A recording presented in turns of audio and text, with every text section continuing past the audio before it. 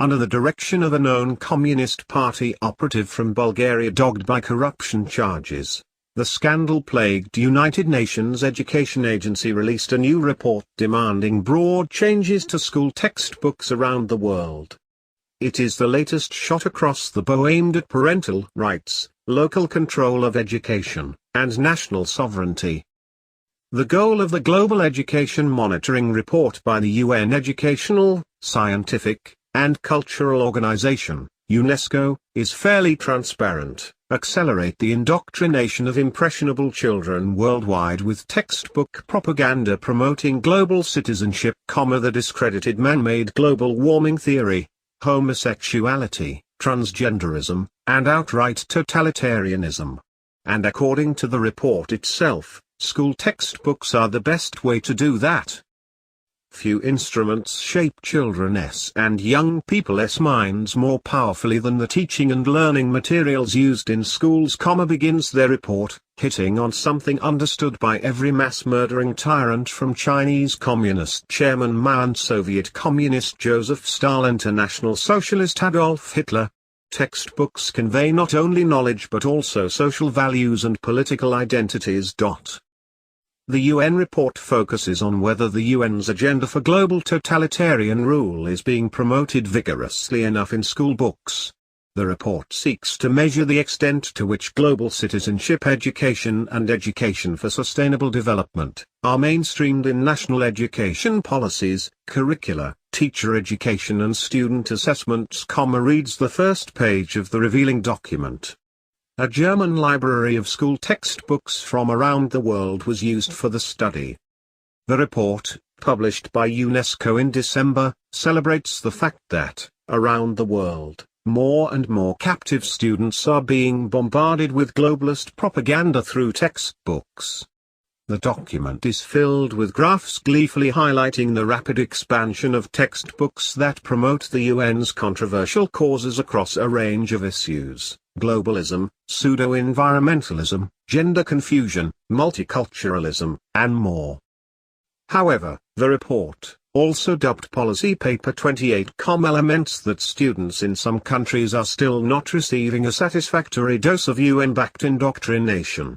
Education authorities in numerous countries, including the United States, came under fire in the UNESCO document for failing to promptly incorporate the UN's latest demands, as outlined in the Agenda 2030 Sustainable Development Goals. Despite the progress in hijacking control of textbook content, the UN claims much more must be done.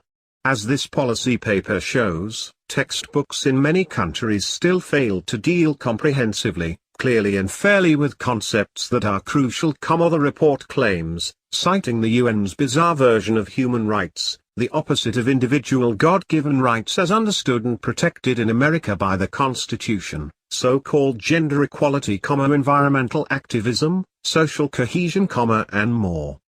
All governments should urgently review and revise their textbooks to ensure that the content covers these ideas, which are integral to Target 4.7 of the Sustainable Development Goals. The report continues, with the reference to the illegal pseudo-treaty signed by Obama aiming to transform our world, as the UN puts it in the agreement. Perhaps not surprisingly, the mass-murdering dictatorship in Communist China boasted openly of its crucial role in creating the dictator-backed Agenda 2030. The relevant UN Agenda 2030 goal touted by UNESCO, which this magazine has cited on numerous occasions, focuses on education in particular. It calls on the UN and governments to ensure that all learners acquire the knowledge and skills needed to promote sustainable development, including, among others, through education for sustainable development and sustainable lifestyles, global citizenship and appreciation of cultural diversity.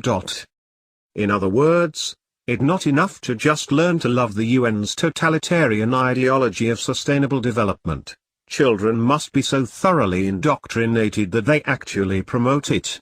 UN Agenda 2030 is very clear in its plan to exploit and weaponize young children, to turning them into what the UN document refers to as critical agents of change. The Agenda 2030 also says children will find in the new goals a platform to channel their infinite capacities for activism into the creation of a better world. And throughout the new UNESCO report, the goal of exploiting and indoctrinating children to demand global tyranny is crystal clear. On environmentalism, for example, the UN's agenda for turning kids into globalist activists is transparent. As well as ensuring that environmental problems are seen as global issues, it is critical for textbooks to develop students' sense of agency, the UNESCO report declares. In other words, impressionable young children must be taught to believe that the UN must solve real and imagined environmental problems because they are global issues. And the students must be turned into activists demanding UN control over environmental issues, the report argues. Throughout the report, textbooks that teach children how to become pro-UN activists receive favorable coverage, while those that do not encourage activism by the children are chastised for not doing enough. In the Indian state of Madhya Pradesh, UNESCO complains that textbooks are primarily a medium for teaching children scientific facts and make little to no effort to contextualize environmental education. Stated another way, schools' books must not simply teach facts, but must be weaponized and politicized to advance the UN's agenda. Global citizenship education is also a frequent topic in the report and all throughout the UN's global indoctrination efforts masquerading as education. Fortunately for readers, the UNESCO report even describes the real agenda. Global citizenship education aims to inculcate students with a notion of belonging not just to their own country but to broader transnational and global entities. The document explains. Do you belong to transnational and global entities? Your children might think they do, at least if UNESCO gets its way. And indeed, Obama's Education Secretary Ann Duncan boasted that UNESCO was his global partner in creating green global citizens thoroughly indoctrinated in the UN's dangerous sustainable development ideology. Quoting a proud communist terrorist, Duncan spoke of education as a weapon to change the world. Also coming under fire are school textbooks that show women and mothers in traditional roles, including the performance of housework. In some Turkish textbooks, UNESCO complains, traditional roles among the females in the house, mother, daughter, are portrayed in the context of cooperation. Moreover, women are rarely depicted as working women, the report complains. In other words, in the UN's view, women are for working and paying taxes, not for being mothers, and to suggest otherwise is to run afoul of the UN's anti-family, pro-abortion gender equality demands. The report also complains that many textbooks around the world do not sufficiently promote homosexuality, lesbianism, bisexuality, transgenderism, and more. While textbooks call for tolerance of diversity, sexual diversity is repeatedly excluded. The report complains.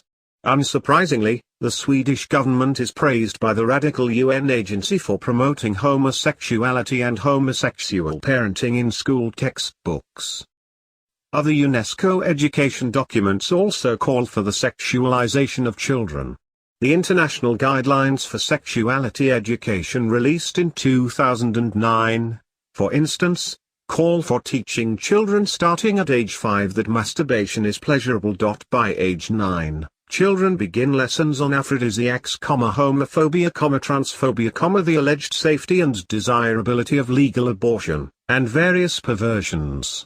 By age 15, the children learn how to promote the right to and access to safe abortion. Agents of change, indeed. Some textbooks used in American schools come under fire in the new UNESCO report just for providing factual information, in this case, true facts about alleged man-made climate change that challenges the UN's discredited narrative. The textbooks not only cast doubt on the causes of climate change but also emphasize its positive effects and describing its negative effects as uncertain, fume the UNESCO authors, highlighting a textbook that points out the well-known fact that not all scientists agree with the UN's failed theory. It also acts as if warming leading to increasing agricultural yields were a taboo subject that cannot be uttered in the presence of children, even while explicit sexual material is supposed to be not only appropriate but mandatory for children under 5 years old. None of the textbooks analyzed contained a call to action explicitly linking student behavior or need to take mitigating actions. The report added about some American textbooks that failed to call on students to become climate justice warriors. Ironically, despite the lip service given to non-violence, the UN's record in this area is sordid beyond belief. UN peace troops, for example, have rightly developed a reputation around the world as vicious predators, with UN forces implicated in systematic rape and sexual exploitation of children in virtually every country ever occupied by the UN. Killings of unarmed protesters and civilians by UN forces also occur regularly, going back generations. Schools run by the UN, meanwhile, were exposed yet again last year, training Arab children to wage constant holy war against their Jewish neighbors. By contrast, the UNESCO report criticizes some Western textbooks for highlighting Islamic military history, arguing that the facts might lead people to associate Islam with violence. As the New American has highlighted on multiple occasions, textbooks are just one facet of the problem. The UN actually has a transparent agenda to reshape the ethics, values, beliefs, attitudes, and even the spirituality of children according to the UN's own top leaders. We have the collective duty to empower every child and youth with the right foundations, knowledge, values and skills to shape the future as responsible global citizens, declared UNESCO boss Irina Bokova, a longtime senior operative with the mass-murdering Bulgarian Communist Party. Just last week, a UN group of self-styled human rights experts slammed a local school district in Connecticut and demanded that it choose new textbooks. And this is just the beginning, as the UN becomes increasingly bold and vicious in attacking US independence, liberties, and self-government. The latest UNESCO report on textbooks concludes with the recommendation that textbooks around the world be revised as soon as national governments' curricula are updated to meet the UN's demands for the UN Sustainable Development Agenda. Guidelines explicitly related to environmental issues, peace and global citizenship, sustainable development, human rights and gender equality need to be integrated within textbook review processes, the document demands. The report never does explain why the tiny group of fringe globalists and communists running UNESCO and other radical UN bureaucracies should have any say at all in school standards and textbooks used by American children. Yet, the real agenda is clear, as every dictator of the 20th century has understood. To be sustainable, tyranny must be inculcated in the minds of the youth from an early age. As of right now, U.S. law prohibits any American taxpayer funding for UNESCO. And the UN more broadly is skating on thin ice amid ongoing attacks on American freedoms and self-government. But that is not nearly enough. The US government should totally withdraw from UNESCO, along with exiting and defunding the entire dictators' club that is the UN. The minds of the youth, and therefore the future of freedom and self-government, literally depend on stopping the rogue global organization from achieving